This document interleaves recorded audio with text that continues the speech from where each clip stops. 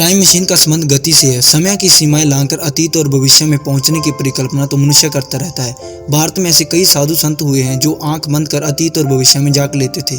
पुरानी कथाओं के अनुसार देवी देवता एक ग्रह से दूसरे ग्रह और एक समय से दूसरे समय में चले जाते थे। अब सवाल यह है कि यह काम मशीन से कैसे हो।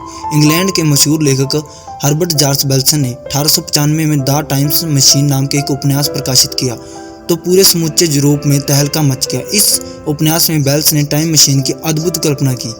यह उनकी कल्पना का एक ऐसा आविष्कार था जिसे विश्व भर में विज्ञान लेख आज तक उपयोग कर रहा है।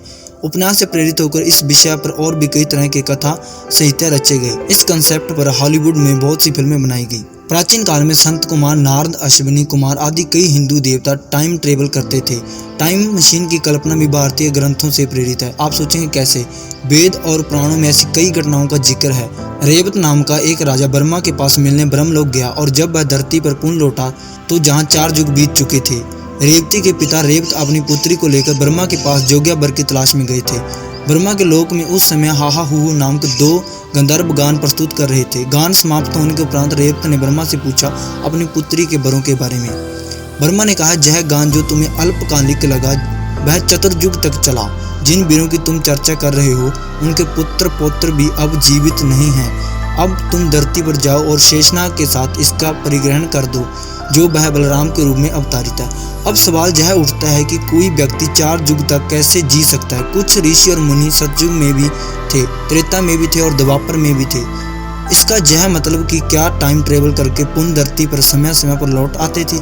इसका जवाब है कि हमारी समय की अवधारणा धरती के मान से है, लेकिन जैसे ही हम अंतरिक्ष में जाते हैं समय बदल जाता है। जो व्यक्ति ब्रह्मलोक होकर लौटा उसके लिए तो उसके मान से 1 वर्ष ही लगा, लेकिन अंतरिक्ष के उत्तक 1 वर्ष में धरती पर 1 युग बीत गया। इसका जवाब है कि हमारी समय की अवधारणा धरती के मान से है, लेकिन जैसे ही हम अंतरिक्ष में जाते हैं समय बदल जाता है। जो व्यक्ति ब्रह्मलोक होकर लौटा उसके लिए तो उसके मान से 1 वर्ष ही लगा, लेकिन अंतरिक्ष के उपरांत वर्ष में धरती पर 1 युग बीत गया। बुध ग्रह पर तो 4 युग बीत गए होंगे, क्योंकि बुध ग्रह का 1 वर्ष तो 88 दिनों का होता है। अब ध्यान से समझना, अब हम टाइम मशीन की थ्योरी को समझते हैं। पहले यह माना जाता था कि समय निरपेक्ष और सार्वभौम है, अर्थात सभी के लिए समान है। यानी यदि धरती पर 10 बज रहे हैं तो क्या यह मानने कि मंगल ग्रह पर भी 10 ही बज रहे होंगे? लेकिन आइंस्टाइन के संपेक्षता सिद्धांत के अनुसार ऐसा नहीं है। समय की धारणा अलग अलग है। आइंस्टाइन ने कहा कि 2 घटनाओं के बीच का मापा गया समय इस बात पर निर्भर करता है कि उन्हें देखने वाला किस गति से जा रहा है। मान लीजिए कि 2 जुड़वा भाई हैं, ए और बी। एक अनंत तीव्र गति के अंतरिक्ष यान से किसी ग्रह पर जाता है और कुछ समय बाद पृथ्वी पर लौट आता है, जबकि बी घर पर ही रहता है।